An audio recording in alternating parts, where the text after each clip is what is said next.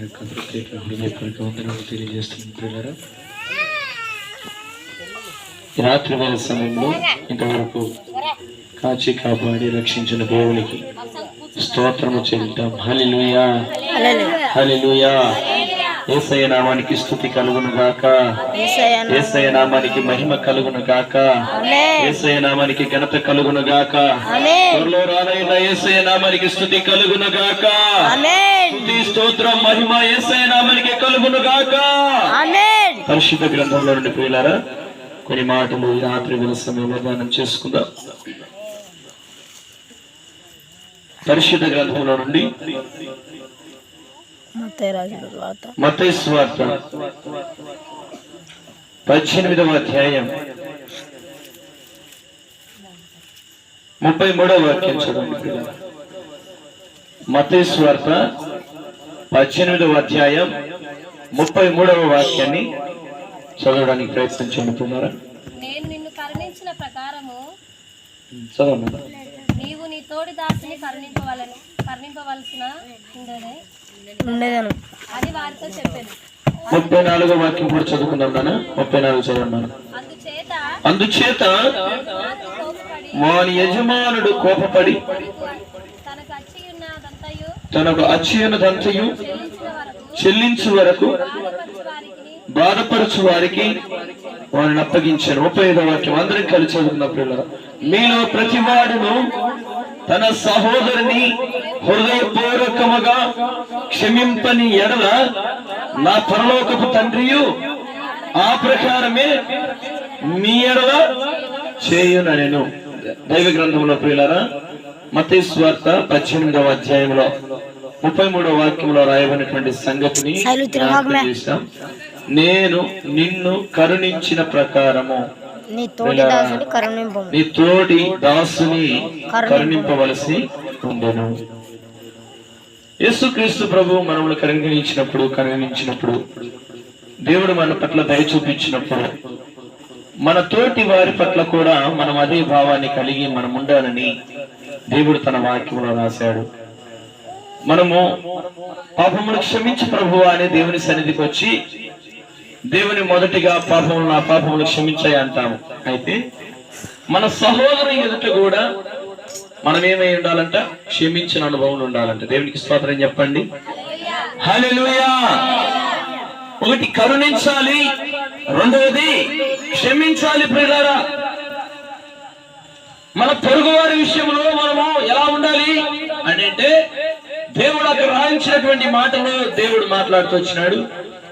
నువ్వు దేవుని చేతులను ఎలా కనికరించమన్నావో, ఎలా క్షమించమని అనుభవంలో నీవు ఉన్నావో, నీ జీవితంలో కూడా నీవు కూడా దేవుని చేత కనికరించబడాలన్నా, నువ్వు కూడా దేవుని చేతులను క్షమించబడాలన్నా కూడా నీవు పూర్తిగా 100% దేవుని మీద నువ్వు ఆధారపడి నన్ను క్షమించాయా అడిగినట్టుగా పొరుగు వారిని కూడా ఏం చేయాలంటే క్షమించాలి. చప్పట్లు కొట్టి దేవునామాన్ని మహిమపరచడం.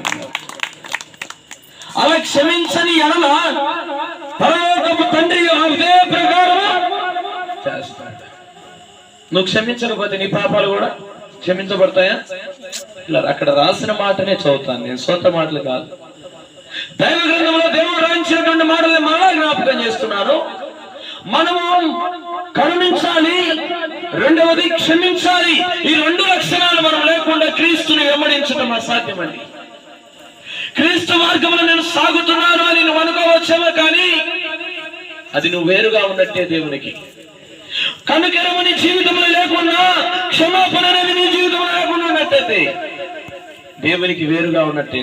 అందుకే దేవుని వాక్యం సెలవిస్తాను, నాకు వేరుగా ఉండి నువ్వేమీ చేయలేవు. దేవునికి వేరుగా ఉండి, దేవుని యొక్క ఆజ్ఞలకు వేరుగా ఉండి, దేవుని యొక్క చిత్తానికి వేరుగా ఉండి నువ్వేమీ చేయలేవు ఈ లోకంలో. ఇంకొక మాటని జ్ఞాపకం చేస్తాను పరిశుద్ధ గ్రంథంలో. మొదటి తిమోతి రాసిన పత్రిక 4వ అధ్యాయం 16వ వాక్యాన్ని చదవండి పిల్లలు. నిన్ను గూర్చి నీ బోధను గూర్చి అనే మాట అక్కడ రాయబడి ఉంటుంది. జాగ్రత్త కలిగి ఉండము, వీటిలో నిలకడగా ఉండము, నీవిలాగా చేసి నిన్నును నీ బోధ వినవారిని రక్షించుకుందు. ఒకటి ప్రియులారా, నిలకడ కలిగి ఉండాలి. నిలకడ ఒకటి క్షమించిన అనుభవములు ఉండాలి, కరుణించిన అనుభవములు ఉండాలి, మరొకటి నిలకడ కలిగిన అనుభవములు ఉండాలి. ఇలా నువ్వు ఎప్పుడైతే దేవుని యొక్క చిత్తంలో, దేవుని యొక్క ఉద్దేశంలో, దేవుని యొక్క వాక్యంలో నువ్వు నిలకడ కలిగిన జీవితాన్ని ఉంటావు, అటు ఇటు వెళ్ళక ఒక నిలకడ కలిగినటువంటి విధానంలో నువ్వు ఎప్పుడైతే ఉంటావు, అక్కడే రాయబడిన మాట, నిన్ను గూర్చి నీ బోధన గూర్చి జాగ్రత్త కలిగి ఉండాలి. ప్రియులారా, నువ్వు మందిరంలోనికి వెళ్ళినప్పుడు నీ ప్రవర్తన జాగ్రత్తగా చూసుకోను, జాగ్రత్తగా చూసుకోను. ప్రియులారా చూడండి, ప్రియులారా, జాగ్రత్త కలిగి ఉండాలి. నిన్ను గూర్చి నీ బోధను గూర్చి ఏం బోధిస్తున్నావో, ఎలా నీ మాటలు ఎలా ఉన్నాయో. అయితే అక్కడ రాయబడినటువంటి మాటని జ్ఞాపకం చేస్తున్నాడు దేవుడు. నిలకడగా ఉండము, నీవిలాగా చేసి నిన్నును నీ బోధ వినవారిని రక్షించుకుంటావు. 3 విషయాలు. మొదటి కరుణించాలి, రెండవది క్షమించాలి, మూడవది నిలకడ కలిగి జీవించాలి. నిలకడ లేని జీవితాన్ని జీవించకూడదు, నిలకడ కలిగి జీవించాలి. ఇంకొక విషయాన్ని కూడా నేను పరిశుద్ధ గ్రంథంలో నేను జ్ఞాపకం చేస్తాను పిల్లరా. పరిశుద్ధ గ్రంథంలో నుండి 1 తిమోతి రాసిన పత్రికలోనే 17వ వాక్యం, 6వ అధ్యాయం 17వ వాక్యం చదవన్నాను. ఇహమందు ధనవంతులైన వారు గర్విష్ఠులు కాక అస్థిరమైన ధనమునందు నమ్మిక ఉంచక సుఖముగా అనుభవించుటకు సమస్తమును మనకు ధారాళముగా దయచేయు దేవుని యందే నమ్మిక ఉంచుడని ఆజ్ఞాపించు. ప్రియులారా, ఇహమందు ధనవంతులైన వారు గర్విష్ఠులు కాక. ఈ లోకంలో ధనాన్ని నమ్ముకొని, ధనాన్ని ఆధారం చేసుకొని గర్వంగా ఉన్నట్లయితే దేవుని వాక్యం సెలవిస్తా ఉంది ప్రియులారా. ఎందుకంటే ఈ లోక ధనము శాశ్వతమైనది కాదు. ధనాపేక్ష సమస్తమైన కీడులకు మూలము అని మాట దేవుని వాక్యం సెలవిస్తా ఉంది. తల్లి, చెల్లి, అక్క నా వినండి. ఇహమందు ధనవంతులకు వారు గర్విష్ఠులు కాక అస్థిరమైన ధనమునందు నమ్మికించక. అస్థిరమైనదంటే ఇక్కడ స్థిరమైనది కాదు, దాని యందు మనము నమ్మకము ఉంచకూడదు. అయితే సుఖముగా అనుభవించుటకు సమస్తమును మనకు ధారాళముగా దయచేయి దేవుని యందే నమ్మకము ఉంచాలి. సమస్తము ధారాళముగా దయచేసే దేవుడు మనకున్నాడు, ఆయన యందు మనం నమ్మకం ఉంచాలి, కానీ ధనమునందు నమ్మకం ఉంచకూడదు. అంతలో కనపడి అంతలో మాయమైపోయే ఆవిరి వంటిది మన బ్రతుకులు. ఈ లోకము అశాశ్వతమైనది, శాశ్వతమైనది కాదు. శాశ్వతమైన లోకం పరలోక రాజ్యంలో ఉంది. ఆ రాజ్యం మనం చేరాలి అంటే ఈ దేవుని యందే మనం నమ్మకము ఉంచాలి. దేవునికి స్తోత్రం, హల్లెలూయా. మొదటిది కరుణించాలి, రెండవది క్షమించాలి, మూడవది నిలకడ కలిగి ఉండవది, 4వ విషయాన్ని జ్ఞాపకం చేస్తున్నాడు, దేవుని యందు నమ్మకము ఉంచాలి. ఈ 4 విషయాలలో ప్రియులారా, నువ్వు కరుణించే విషయంలో లోపం కలిగి ఉన్నా, క్షమించే విషయంలో నువ్వు లోపం కలిగి ఉన్నా, దేవుడు నీ ఎడల కూడా అలానే చేస్తావు. నువ్వు నిలకడ కలిగి ఉండాలి, ఇంకోటి నమ్మకం కలిగి ఉండాలి. దేవునికి స్తోత్రం. ఆ 2 విషయాలు చేస్తే ఈ 2 విషయాలను చక్కగా నిలబడగలవు. కరుణించే విషయంలో, క్షమించే విషయంలో లోపం కలిగి ఉంటే నువ్వు నిలవలేవు. దేవుని యందు నమ్మకము ఉంచాలి. దేవుని యందు నమ్మకం ఉంచినావు అంటే ఖచ్చితంగా నువ్వేమై ఉండాలి? క్షమించిన అనుభవంలో ఉండాలి. దేవునికి స్తోత్రం, దేవునికి స్తోత్రం. ఇలా ఇంకొక మాట జ్ఞాపకం చేస్తాను దైవ గ్రంథంలో నుండి, తిమోతి రాసినటువంటి పత్రికలో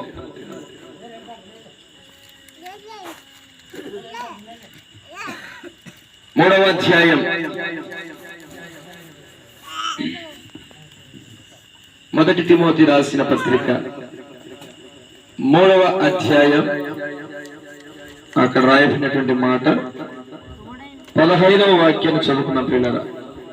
అయినను నేను ఆలస్యం చేసిన ఎడల దేవుని మందిరంలో అనగా జీవము గల దేవుని సంఘములో జనులలాగా ప్రవర్తింపవలెను అది నీకు తెలియచేయవలని ఈ సంగతులు నీకు రాయుచున్నాను.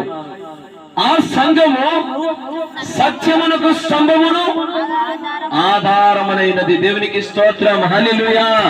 చప్పట్లు కొట్టి దేవుని నామమును మహిమపరచండి. హల్లెలూయా. ఈ రాత్రి వేళ సమయంలో ప్రియులారా, ఈ రాత్రి వేళ సమయంలో దేవుడు తన వాక్యం ద్వారా మాట్లాడినటువంటి మాట మనం జ్ఞాపకం చేస్తున్నాను. ఆ సంఘము సత్యమునకు స్తంభమును ఆధారమునైనది. ఆధారమునైనది. సత్యమునకు స్తంభముగా జనులు ఎలా ఉండాలంట? దేవునికి స్తోత్రం చెప్పండి. హల్లెలూయా. జీవము గల దేవుని సంఘములో, జీవము అనగా కదిలేది, మాట్లాడేది, నడిచేది, ప్రాణం ఉన్నది. దేవునికి స్తోత్రం. అయితే సంఘము జీవం ఉందే, జీవం లేదా? జీవము కలిగిన సంఘములో అంటే జీవం ఉన్నటువంటి సంఘములో కదులుతుంది, మాట్లాడుతుంది సంఘము. దేవునికి స్తోత్రం. ఇక్కడ నువ్వు సంఘములో ఒక సభ్యులుగా ఉన్నావు. అయితే నీ జీవితంలో సంఘ జీవితంలో ఒక విషయాన్ని పోల్చుకుంటే సంఘము కదిలేది, సంఘము మాట్లాడేది, సంఘము జీవం ఉంది. దేవునికి స్తోత్రం. ప్రాణమున్న సంఘం, జీవమున్న సంఘము కదిలించబడుతుంది, అభివృద్ధి చెందుతుంది. దేవునికి స్తోత్రం. ఇప్పుడు చెట్టు ప్రాణంతో ఉంది అంటే వేసినటువంటి ఇత్తనం ఏమవుతుంది? అదేమవుతుందండి? ఫలిస్తా ఉంటుంది. పిల్లలు చూడండి, అది మొలకలు వస్తుంది, అది పెద్దదవుతుంది, తర్వాత కొమ్మలు వస్తున్నాయి, తర్వాత అది మంచి ఫలములు ఇస్తుంది. అంటే దాంట్లో ఏముంది? పిల్లలు ప్రాణం ఉంది. పిల్లలు చూడండి, నీ నా జీవితంలో, నీ నా బ్రతుకులో మనిషిగా మనం ఉన్నాము, కానీ ఎవరి చేత నింపబడినాం? దేవుని ఆత్మ చేత. దేవునికి స్తోత్రం. దినదినానికి మనం ఏం చేయాలి? జీవగల దేవుని సంఘములో ఫలించాలి. దేవునికి స్తోత్రం. దేవుని సంఘములో చేర్చబడి నీవు నేను ఫలించాలి. ఏ రోజుకి ఆ రోజు, ఏ పూటకి ఏ పూట, ఏ సంవత్సరానికి ఆ సంవత్సరం. నాటబడినటువంటి మొక్క అలానే ఉంది అనుకోండి, ఫలితం ఏమి లేదండి. నీ జీవితంలో ఫలింపు ఉందా? మొదటిది, క్షమించమని అనుభవం నీకుందా? కరుణించమని అనుభవం నీకుందా? కనికరించే అనుభవం నీకుందా? తర్వాత నిలకడ కలిగిన అనుభవం నీకుందా? ప్రియులారా, దేవుని యందు నమ్మకం ఉంచే అనుభవం నీకుందా? ఈ 4 విషయాలలో నువ్వు ఎక్కడ లోపం కలిగి ఉన్నావో, ఈ 4 విషయాలు సంఘంలో తన సభ్యులు కలిగి ఉండవలసిన వారు, జీవము కలిగినటువంటి సంఘంలో ఈ 4 విషయాలు కలిగి ఉండాలి. ప్రియులారా, అక్కడే రాయబడింది, ఇది జీవము కలిగిన సంఘము. జీవము కలిగిన సంఘము. అయితే జనులు ఎలాగా ప్రవర్తించాలి అక్కడే రాయబడింది. ప్రియులారా, అది నీకు తెలియచేయాలని ఈ సంగతులు నీకు రాయిచున్నాను. ఆ సంఘము సత్యమునకు స్తంభము. సత్యము. బా, ఎంత మంచి మాట అండి. సత్యం ఎవరండి? సత్యం అంటే ఎవరు? యేసుక్రీస్తు ప్రభు. ఆయన అన్నాడు, నేనే మార్గము, నేనే సత్యము, నేనే సత్యమునకు స్తంభము.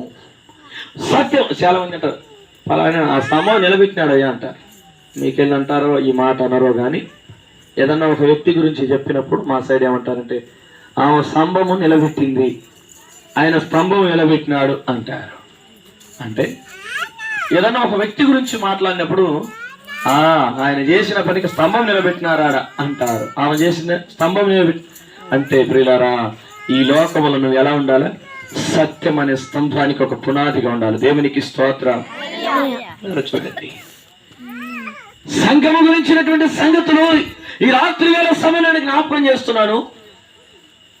నువ్వు సత్యమునకు స్తంభంగానే ఉండాలని, అంత మాత్రమే కాదని, ఆధారము. ఆధారము. దేవునికి స్తోత్రం. ఇప్పుడు స్లాబ్ పైన వేయాలి అంటే మనం ఎంత ఏం చేస్తామంటే పిల్లర్స్ వేస్తాం ముందుగా. ఈ పిల్లర్స్ లో ఈ సరైన పిల్లర్స్ వేయలేదనుకోండి, అదేమైపోతుంది? స్లాబ్ నిలబడుతుందా?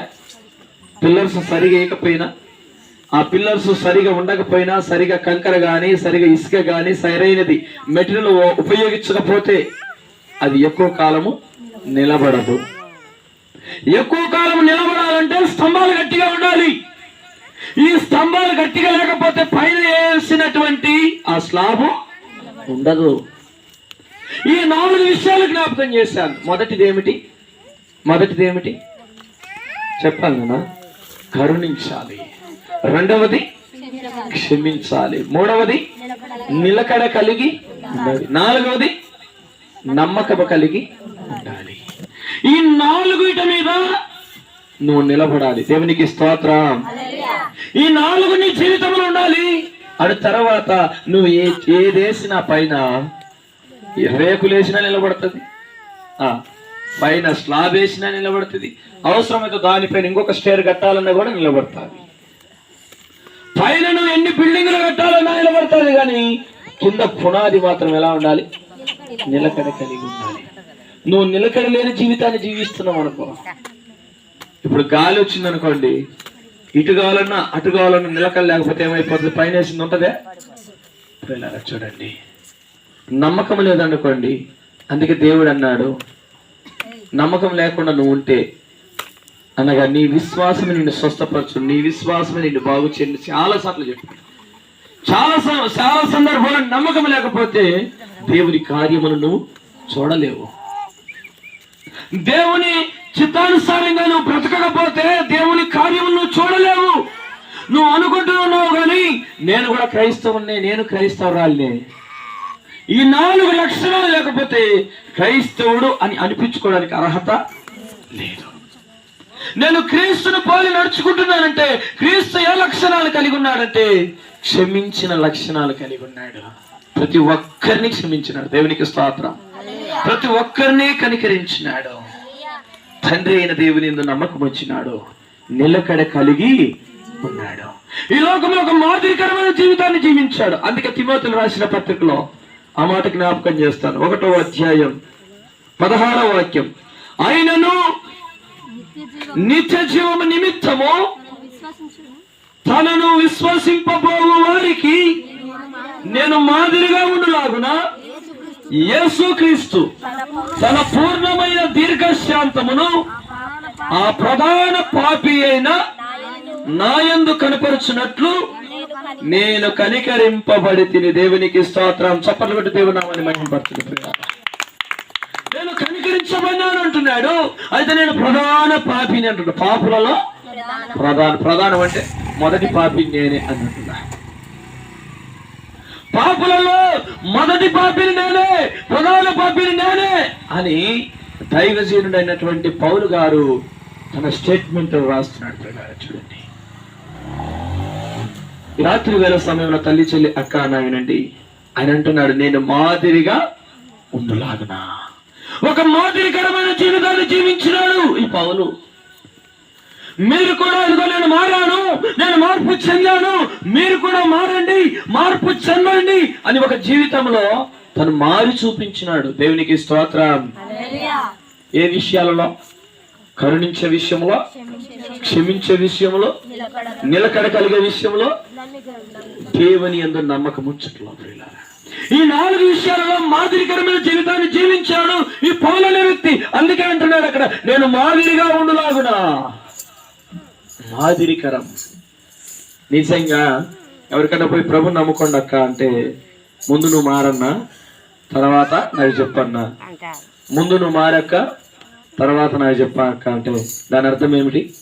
ఇంకా మార్పు లేని జీవితం జీవించినట్టుగా, ఇంకా మారని జీవితాన్ని జీవించినట్టుగా. ప్రియులారా, నిజంగా మారిన అనుభవం మనకు ఉండాలి. దేవునికి స్తోత్రం.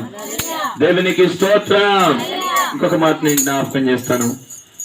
ఆయన అంటున్నటువంటి మాట, తన పూర్ణమైన దీర్ఘశాంతమును ఆ ప్రధాన పాపినైన నాయందు కనుపరుచున్నట్లు నేను కనికరించబడితే. ప్రధాన పాపి.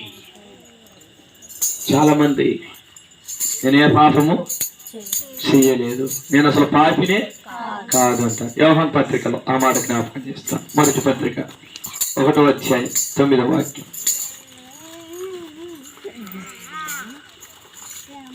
మొదటి యోహాను 1:8. ప్రియులారా, యోహాను రాసిన మొదటి పత్రిక 1వ అధ్యాయం 8వ వాక్యం. మనము పాపం లేని వారమని యోహాను రాసిన మొదటి పత్రిక 1వ అధ్యాయం 8వ వాక్యం, పేజీ నెంబర్ 221. మనము పాపము లేని వారిమని చెప్పుకొని ఎడల మనలను మనమే మోసపుచ్చుకుందాము, మరియు మనలో సత్యం ఉండదు. పిల్లలు చూడండి, మనలో పాపము లేదని చెప్తే మనం ఏం చేసుకున్నట్టు? పిల్లరా, మనుషులముగా ఏదొక విషయంలో ఏమైపోతాం? ఏదొక విషయంలో. యాకోబు రాసిన పత్రిక ఆ మాట జ్ఞాపకం చేస్తాను. 1వ అధ్యాయం పాపం గురించినటువంటి మాట అక్కడ రాయబడింది. యాకోబు రాసినటువంటి పత్రికలో విశ్వాసులుగా మనం ఏమేమి కలిగి ఉండాలో అక్కడ రాయబడిన మాట జ్ఞాపకం చేస్తాను. మనం ఏం కలిగి ఉండకూడదో కూడా రాశాడు. కలిగి ఉండకూడదో అది జ్ఞాపకం చేస్తాను. 1:15 పిల్లల, యాకోబు రాసిన పత్రిక 1:15. దురాశ గర్భము ధరించి పాపమును కనగా పాపం పరిపక్వమై మరణమును కనును. ప్రియులారా, అక్కడే రాయబడింది 16వ వాక్యం, నా ప్రియ సహోదరులారా మోసపోకుడి. చాలా మంది కూడా లోకంలో మోసపోతా ఉన్నారు. దేవుని వాక్యానికి మనసు ఉంచక, దేవుని వాక్యానుసారం జీవించక లోక భాషలలో పడిపోయి మోసపోతా ఉన్నారు. ప్రియులారా, ఈ రాత్రి వేళ సమయంలో ఇక్కడ దేవుడు రాయించినటువంటి మాట, దురాశ గర్భమును ధరించి పాపమును కనగా పాపము పరిపక్వము చెంది ఏమవుతుందంట? మరణమును కంటుంది. నీకు దురాశ అనేది నీ జీవితంలోనికి వస్తే చివరికి అది ఏమైపోతుంది? మరణానికి తావు తీస్తుంది. ప్రియులారా, ఈరోజు నీ జీవితంలో విశ్వాసగా నువ్వు జీవిస్తున్నావు. నీ విశ్వాస జీవితంలో దురాశ అనేది ఉండడానికి వీలు. నాకు సంపాదన చాలు, దేవుడు 5 రొట్టెలు 2 చిన్న చేపలు ఆశీర్వాదించినాడు. నేను 200 రూపాయలు కష్టం చేసిన చాలు, 100 రూపాయలు కష్టం చేసిన చాలు, ఇది నాకు నిలబడితే చాలని ఉండాలి. కానీ దురాశ నీ మనస్సులోనికి ఎప్పుడు వస్తుందో ఇది ఏమైతుందంట? పాపముగా మార్చబడుతుంది. పాపం పరిపక్వం ఏమైతుంది? మరణమును కంటుంది. పిల్లల, నాలో ఏ పాపము లేదు అని అనుకుంటే నిన్ను నువ్వు మోసం చేసుకుంటున్నట్టు. ఇకనైనా ఏం చేయాలి? నాలో పాపము లేదని నువ్వు అనుకున్నట్టయితే నిన్ను నువ్వు మోసపుచ్చుకుంటున్నట్టు. దురాశ అనేది నీ జీవితంలోనికి వస్తే ఇది పాపానికి దారి తీస్తుంది. పాపము మరణానికి అంటుంది. దురాశ. మా ఊర్లో ఏం చేసినారంటే, వీళ్ళరా, పాత సెరవులు వేస్తే, పగిలిపోయిన పాత సెరవులు వేస్తే కొత్త సెరవులు ఇస్తామని వచ్చినారు. ఫస్ట్ నెత్తి మీద మొట్టుకొని వచ్చినారు. ఆయన మోపు పాత సెరవులు ఇచ్చినారు, వాళ్ళు కొత్త సెరవులు ఇచ్చిపోయినారు. పాత సెరవులను తీసుకుని వెళ్ళిపోయినారు. తర్వాత బైక్ మీద వచ్చినాడు, చెప్పాడు మరలా పలానా రోజు వస్తానని. వాళ్ళు కొంతమందికి తెలియజేసినారు. కొంతమంది ఏం చేసినారంటే ఆ రంధ్రాలు పడినటువంటి పగిలిపోయినవి అవన్నీ సెరవులన్నీ వేసినారు, కొత్త సెరవులు తీసుకున్నారు. ఇంకేం డబ్బులు ఏమి లేవు. ఇక పాతవి తీసుకోవటం, కొత్తవి ఇచ్చి వెళ్ళిపోవటం. ఈసారి లారీ వేసుకుని వచ్చినాడు. ఇంకా పలానా రోజు వస్తానని చెప్పాడు, లారీ వేసుకుని వచ్చినాడు. సామాన్ ఏం తీసుకురాలేదు. ఆయన ఏం చెప్పాడంటే, ఈ లారీకి అంతా తీసుకుని పోయి లారీకి తేవాలి కదా, ఎంత సామాన్లు చేస్తారో తెలియదు కాబట్టి ముందుగా తీసుకుపోయి తర్వాత తీసుకొస్తాం. బాగా నమ్మించారు 2 సార్లు. 3వసారి లారీకి దొక్కపోయిన మినీ బండి పెద్దది వచ్చింది. 3 ఊర్లు తిరిగా చుట్టుపక్కల వీళ్ళు చుట్టాలకు కూడా ఫోన్ చేశారు. పాత చేస్తే వీళ్ళు ఏం చేస్తారు? కొత్తవి. కొంతమంది దురాశ ఏం చేసినారంటే, వీళ్ళారా, నొట్టులు పోయినాయి, సొట్టలు పోయినాయి, అవి బాగా పనికొచ్చే ఉపయోగించుకునేవి కూడా. కొంతమంది మసైనవి కూడా కొత్తవి వస్తాయని అన్ని వేసేసారు. అన్ని ఏం చేశారంటే వాళ్ళ ఎదురుగా అన్ని దొక్కొని లారీకి దొక్కొని వెళ్ళిపోయారు. కనీసం ఇప్పటివరకు అడ్రస్ లేదు. పిల్లలు చూడండి, ఏముంది వాళ్ళలో ఆలోచన? దురాశ. చివరికి ఏమైపోయింది? పిల్లరా, వారి జీవితంలో, వారి బ్రతుకులలో దురాశ చేత సమస్తాన్ని వాళ్ళు ఏం చేస్తున్నారు? ఉన్నదంతా పోగొట్టుకున్నారు. వాళ్ళు కలిగినది కూడా పోగొట్టుకున్నారు. నువ్వు దురాశ చేత నువ్వు ఇచ్చినటువంటి దేవుడు నీకు ఇచ్చిన రక్షణను, దేవుడు ఇచ్చినటువంటి నీకు స్వస్థతను, దేవుడు ఇచ్చిన నెమ్మదిని నువ్వు కోల్పోబోతున్నావు. నువ్వు దురాశ అనేది నీ జీవితంలోనికి ఎంటర్ అయితే దేవుడిచ్చిన నెమ్మదిని, దేవుడిచ్చిన ఆరోగ్యాన్ని, దేవుడిచ్చినటువంటి స్వస్థతను, దేవుడిచ్చిన రక్షణను నువ్వేం చేస్తుంది? దురాశ లోపలికి వచ్చేసి అది పాపంగా మార్చబడి చివరికి అది మరణానికి దావుతీస్తుంది. ఇకనైనా నువ్వేం చేయాలి తల్లి చెల్లి అక్క? దురాశ 50 రూపాయలు కడితే చాలంట 200 వస్తాయంట. 2000 రూపాయలు పెట్టు పెడితే చాలంట 5000 వస్తాయంట. ఇదంటే ఏంటండి? దురాశ. ప్రియులారా చూడండి, ఈ రాత్రి వేళ సమయంలో జ్ఞాపకం చేస్తున్నాను. యోహాను పత్రిక 1:9 చదవండి ప్రియులారా. యోహాను పత్రిక, యోహాను రాసిన మొదటి పత్రిక 1వ అధ్యాయం 9వ వాక్యం. నేను త్వరగా ముగిస్తాను, ఎక్కువ సమయం తీసుకోను. చదవను. మనము ఒప్పుకొనిన ఎడల ఆయన నమ్మదగిన వాడును నీతిమంతుడును గనుక ఆయన మన పాపములను క్షమించి సమస్త దుర్నీతి నుండి మనల్ని పవిత్రులుగా చేయును. దేవునికి స్తోత్రం. హల్లెలూయా. పాపాలను కప్పుకోకుండా పాపాలను ఏం చేయాలంట? అక్కడ రాయబడిన మాట చదవను. మన పాపములను మనము ఒప్పుకోవాలా కప్పుకోవాలమ్మా? ప్రియులారా, ఒప్పుకోవాలి, ఒప్పుకొని విడిచిపెట్టాలి. దేవునికి స్తోత్రం. మన పాపములను మనము ఒప్పుకోవాలి, ఒప్పుకొని విడిచిపెడితే దేవుని యొక్క మహా కనికరాన్ని పొందుకుంటాం. ప్రియులారా, దేవుని కనికరం ఉంటే చాలు, మనం ఎక్కడ ఉన్నా కూడా దేవుడు దీవిస్తాడు. దేవునికి స్తోత్రం. ఆయన కనికరించే దేవుడు. మనం కూడా ఏం కలిగి ఉండాలి? కనికర భావం కలిగి ఉండాలి. ఆయన క్షమించిన దేవుడు, మనం కూడా ఏం కలిగి ఉండాలి? ప్రతి ఒక్కరిని క్షమించిన అనుభవంలో ఉండాలి. ప్రియులారా, తల్లి చెల్లి అక్క, నిలకడ కలిగి ఉండాలి. 4వ విషయం, దేవుని యందు నమ్మకం కలిగి ఉండాలి. దేవుని యొద్దకు వచ్చువారు ఆయన వెతుకు వారికి ఫలాన్ని దయచేస్తాడని, ఆయన ఆశీర్వాదిస్తాడని, ఆయన దీవిస్తాడని, ఆయన స్వస్థపరుస్తాడని, ఆ కుటుంబాలను దేవుడు లేవనెత్తుతాడని, ఇబ్బందుల కొలుములో నుండి దేవుడు ఆశీర్వాదిస్తాడని ఇది నమ్మాలి. ప్రియులారా, ఇబ్బందుల కొలుములో దేవుడు విడిపిస్తాడని నమ్మాలి. దేవునికి స్తోత్రం. హల్లెలూయా.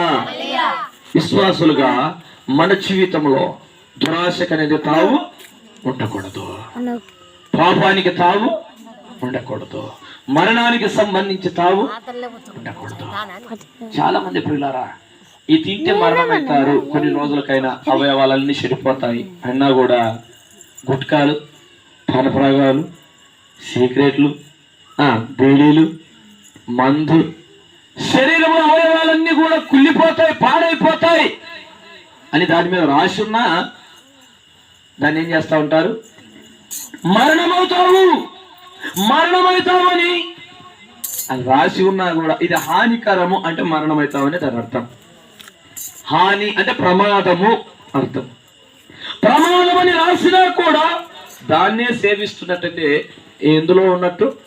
మరణానికి సంబంధించి. అంటే విశ్వాసుల జీవితంలో ఇటువంటి లక్షణాలు ఉండనే నువ్వు దేవుని యందు విశ్వాసం ఉంచి ముందుకు సాగుతున్నట్టయితే మరణానికి సంబంధించినటువంటి అలవాట్లు ఏది నీ జీవితంలో ఉండడానికి వీల్లేదు. పాపానికి సంబంధించినటువంటి ఏ విషయం నీలో ఉండడానికి వీలు లేదు. పాపం అంటే ఏమిటంటే ఆజ్ఞాతిక్రమమే పాపం. దేవుడు వద్దు అన్నది నువ్వు చేయటమే పాపం. ఇది నీ జీవితంలో, నీ కుటుంబంలో ఉండడానికి వీల్లేదు.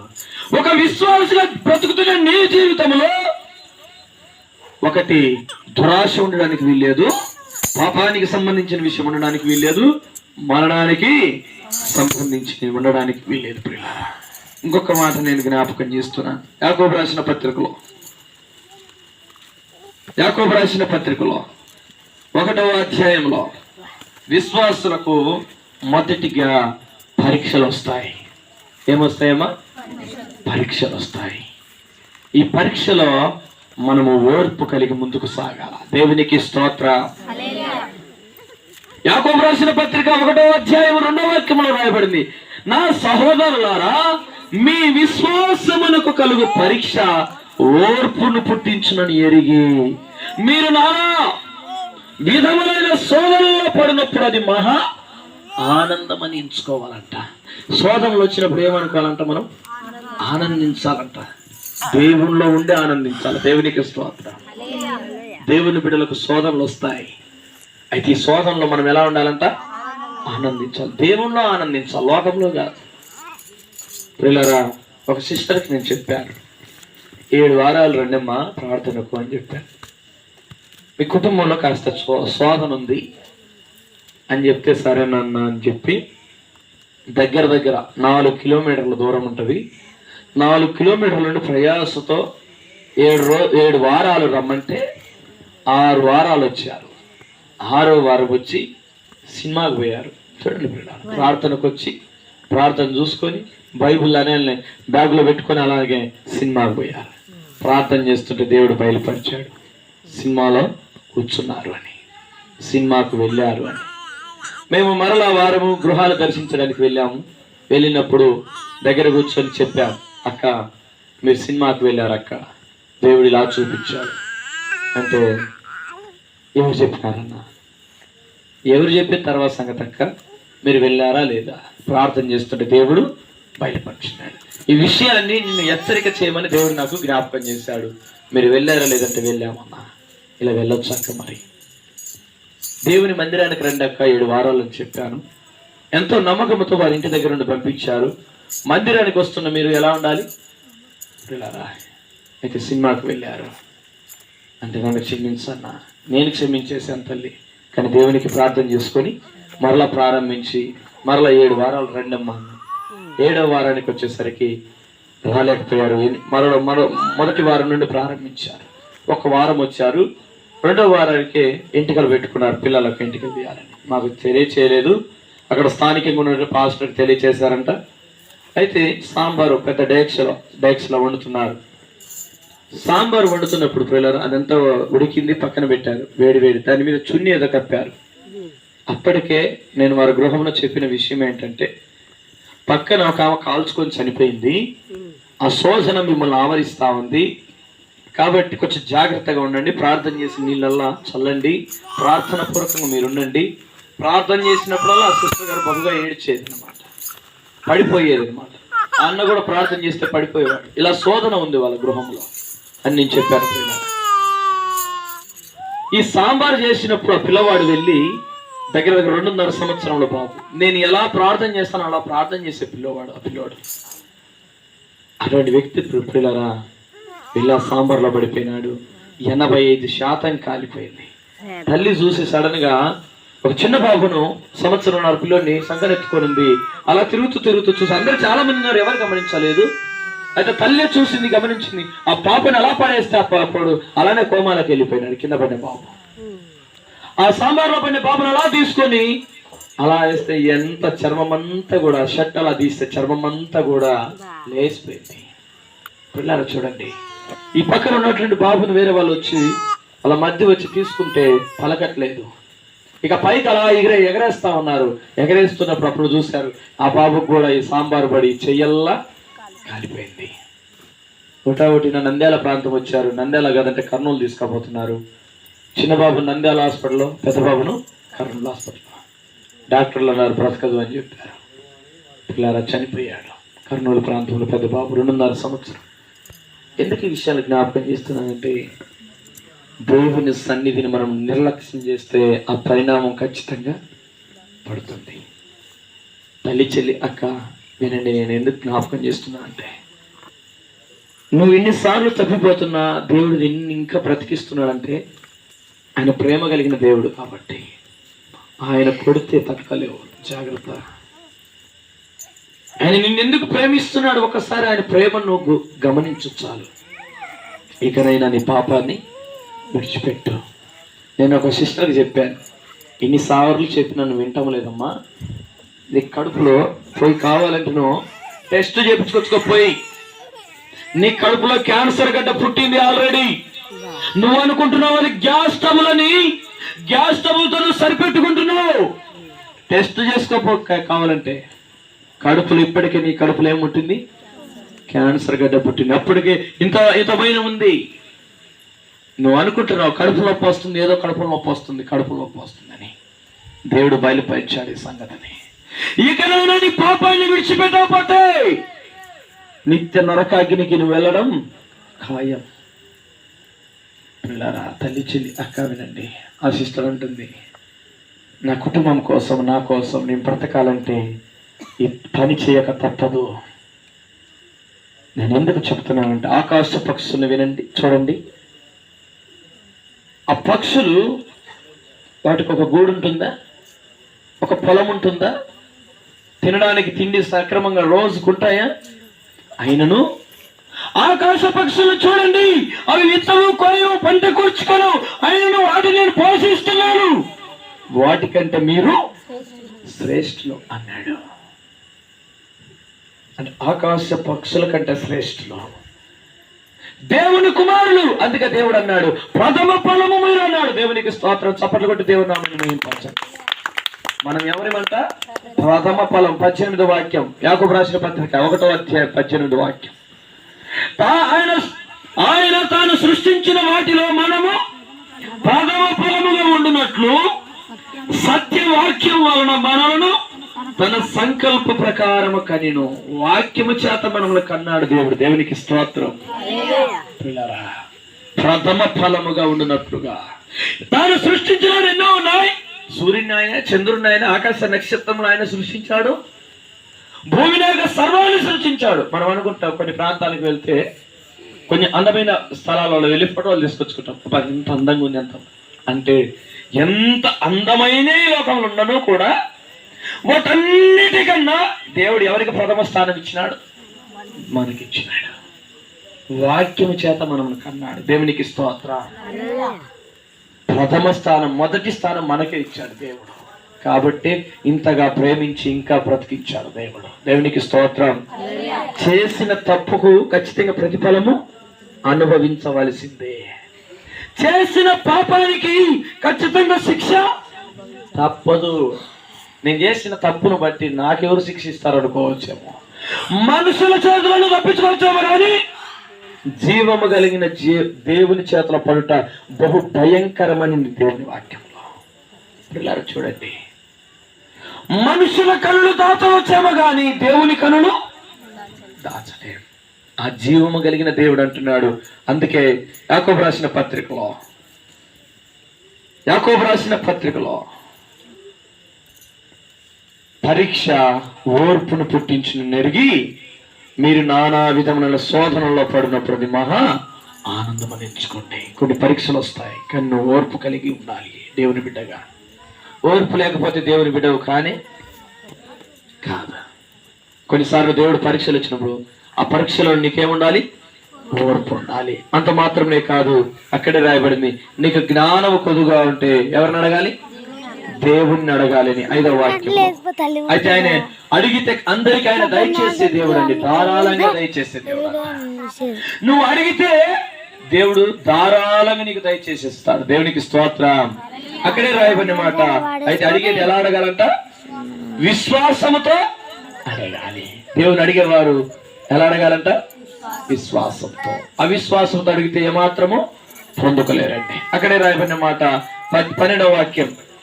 సహించువాడు ధన్యుడు, శోధన సహించువాడు ధన్యుడు. కొన్నిసార్లు శోధనలు వస్తాయి, కొన్నిసార్లు శోధనలో నిలసాల్సి వస్తుంది. అయితే శోధనలు వచ్చినా అయితే నువ్వు అలానే చక్కగా నిలబడితే దేవుని కోసం దేవుడిచ్చేది ఏంటంటే జీవ కిరీటం. 12వ వాక్యం చివరి లైన్లో ఉంటుంది యాకోబు రాసిన పత్రికలో.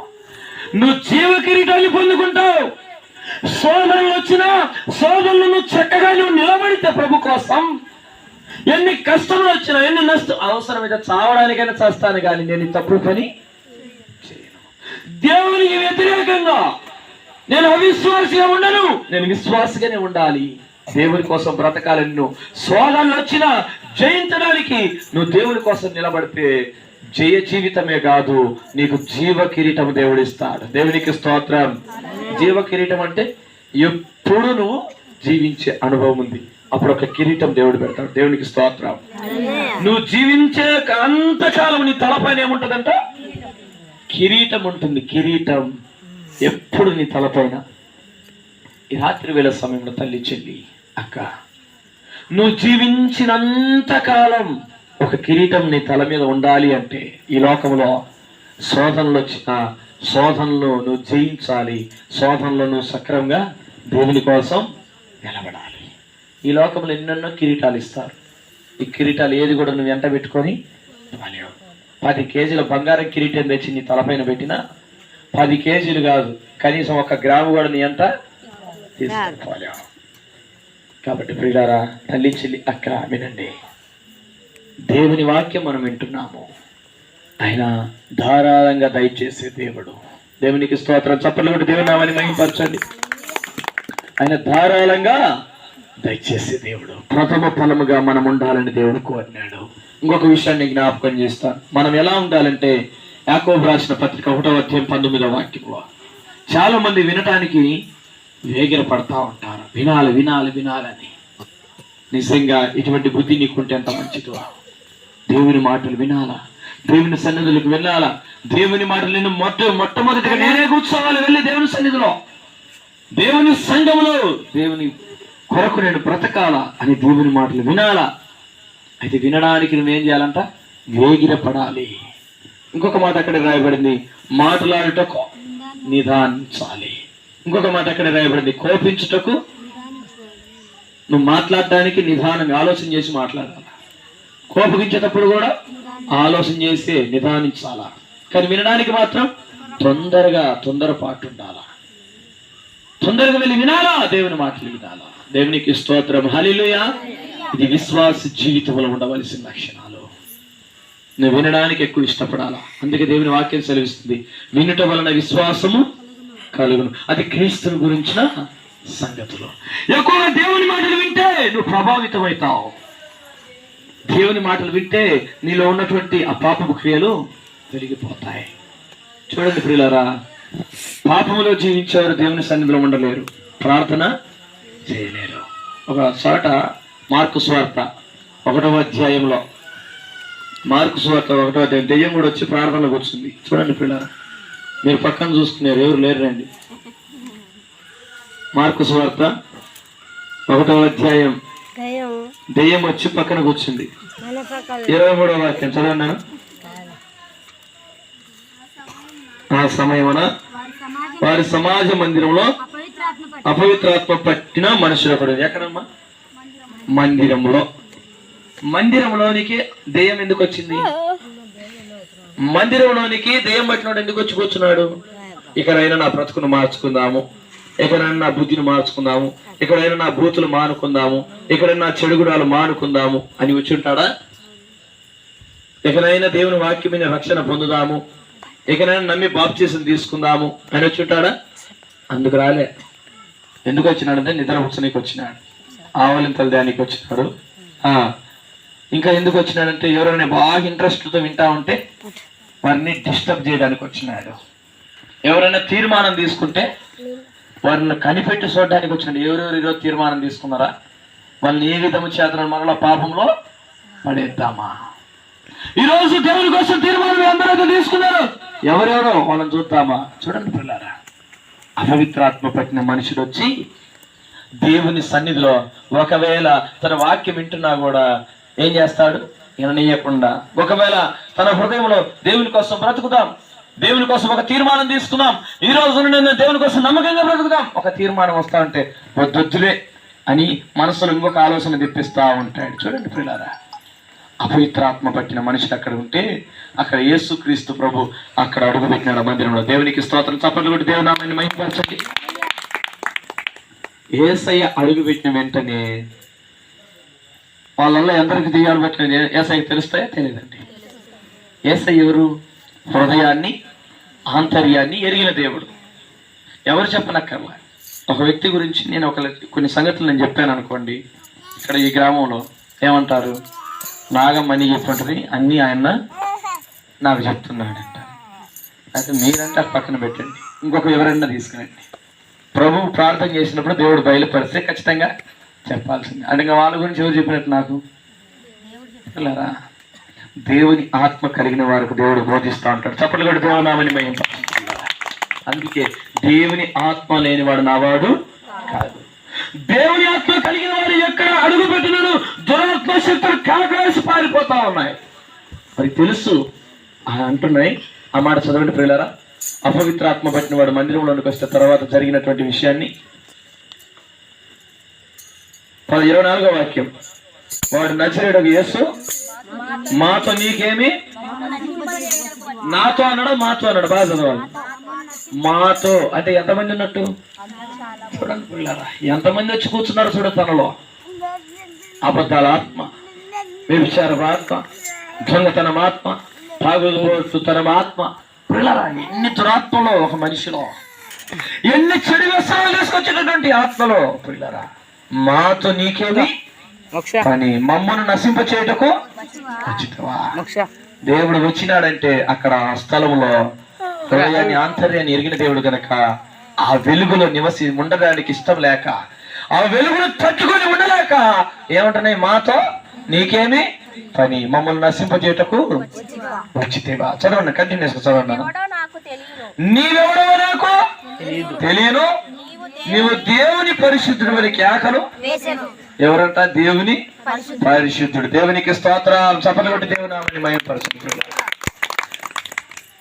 పరిశుద్ధుడు, పరిశుద్ధుడు, పరిశుద్ధుడు. యెషయా గ్రంథం 4వ అధ్యాయం.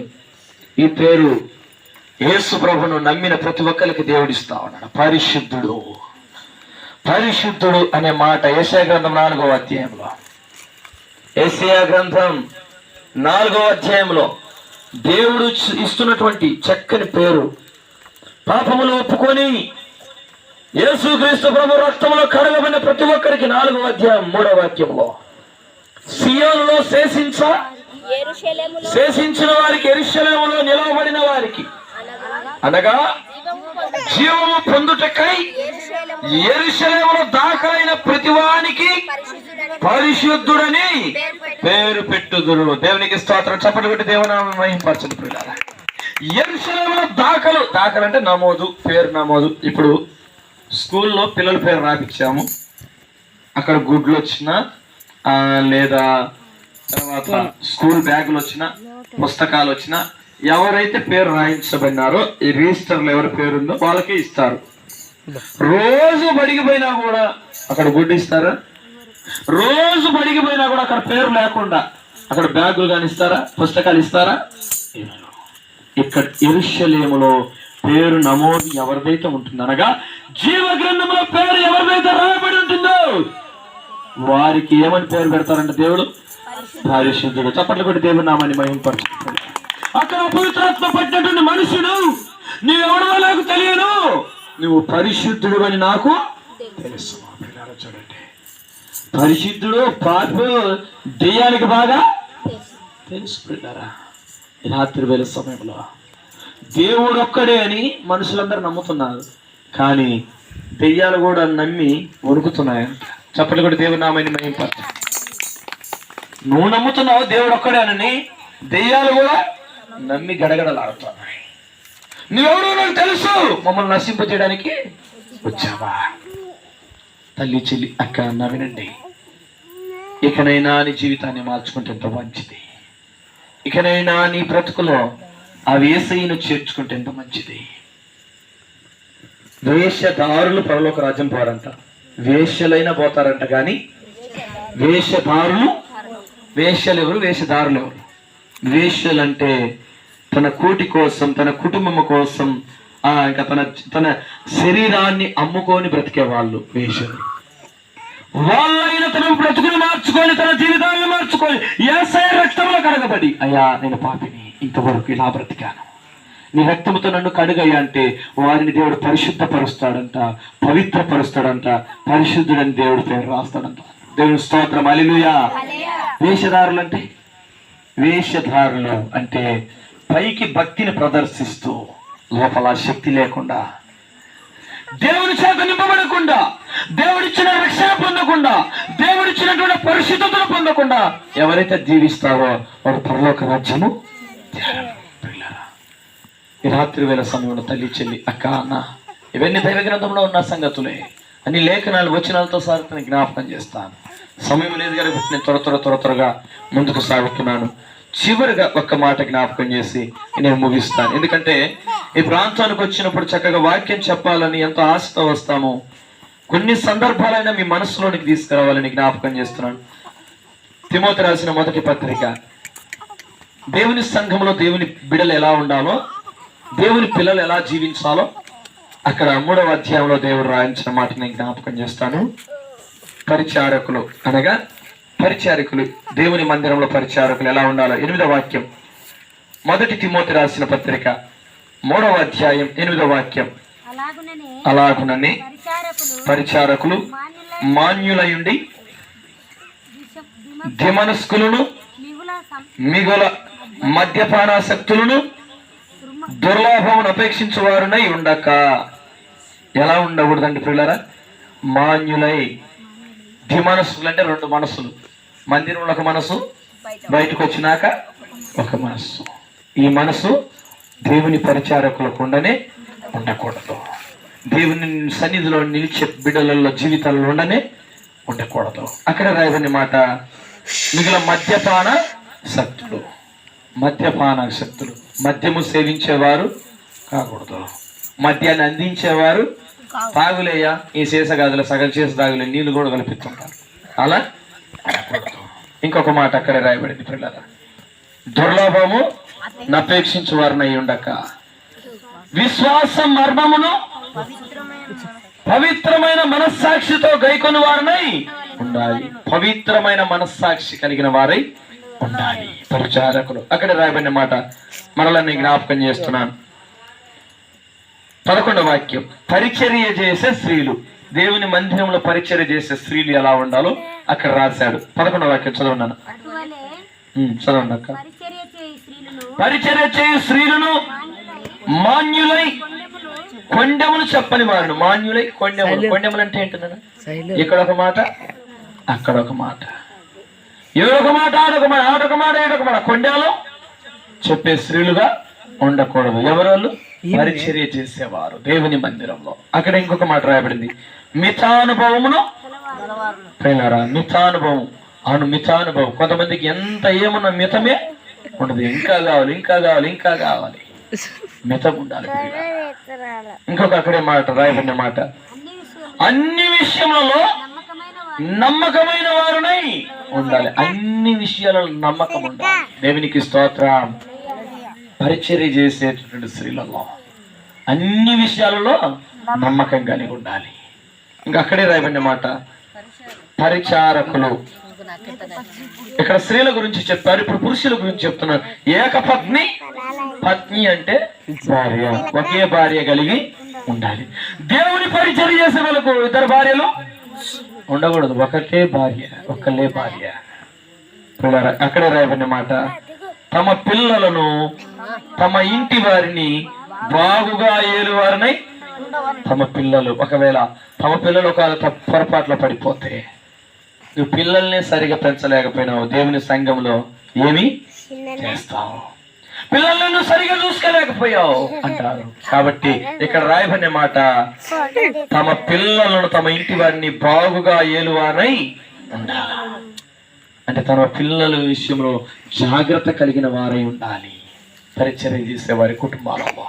అక్కడ రాయబడిన మాట, ఇంకను పరిచారకులై ఉండి ఆ పనిని బాగుగా నెరవేర్చిన వారు మంచి పదవిని సంపాదించుకొని క్రీస్తు యేసునందు విశ్వాసమందు బహు ధైర్యం గలవారు. దేవునికి స్తోత్రం. హల్లెలూయా.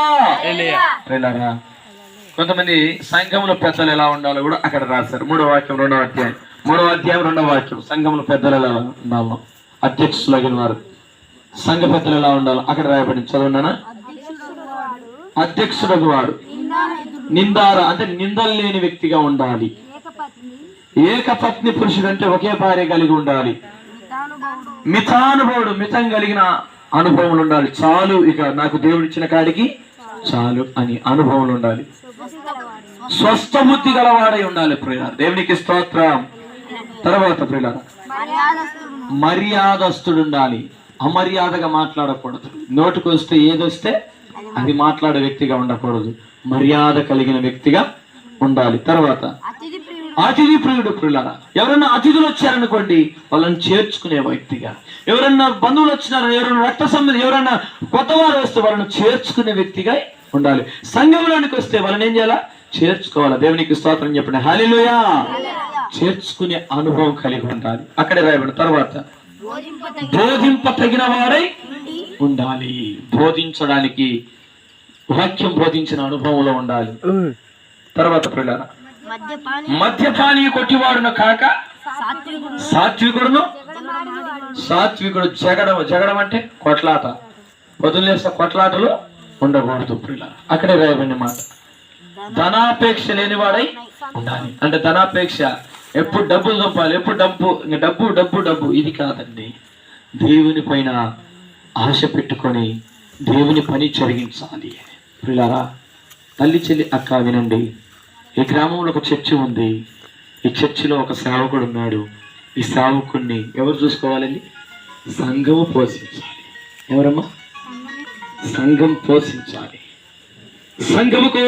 సంఘము కోసం ప్రార్థన చేస్తూ ఉంటున్నా. దైవజనుల కోసం మనం ఏం చేయాలి? మన సంపాదనలో నుండి ఇది తీసుకెళ్లి దేవుని సంఘంలోనికి ఇవ్వాలి. దేవునికి స్తోత్రం. దేవుని సేవకుడు అది తింటే అది మనకు ఆశీర్వాదం. దేవుడి సేవకుడు అనుభవించాలి. మనం ఇచ్చినటువంటి ధాన్యములు కానీ, మనం సంపాదించిన డబ్బులు కానీ, ప్రతి విషయంలో కానీ దేవుని పరిచర్య కోసం తీసి పక్కన ఉంచాలి. ఇది దేవుని పిల్లల లక్షణం. దేవునికి స్తోత్రం. మనం కష్టపడి ఎంత సంపాదించినా సంపాదన ఎంతో కొంత, కానీ ఏ మనసుతో ఇస్తున్నా దేవుడు చూస్తాడు. ఇది కూడా చాలా జాగ్రత్త ఉండాలి. మనస్సు చూస్తాడు దేవుడు. కాబట్టి ప్రియులారా, నువ్వు ఇచ్చేది 10 రూపాయలైనా అది మంచి మనస్సుతో ఇవ్వాలి. ఇది దేవుని సేవకులకు ఇస్తున్నది.